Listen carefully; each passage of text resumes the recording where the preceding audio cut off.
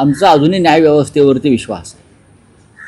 भगवान के घर देर होती है अंधेर नहीं होती जे काय म्हणतात बरं का, ठीक आहे, तारखांवर तारखा पडलेल्या आहेत, पक्ष चोरला, एक निवडणूक चोरली, बरं, बहुमत चोरलं, हे सगळं जरी असलं तरीसुद्धा न्याय जो आहे हे सत्याच्या बाजूने लागेल। बाळासाहेब ठाकरेंची शिवसेना, हिंदू हृदय सम्राटांची शिवसेना ही नरेंद्र मोदी आणि अमित शहा यांच्या 100 पिढ्या जरी उतरल्या तरी त्यांना चोरता येणार नाही, लक्षात घ्या।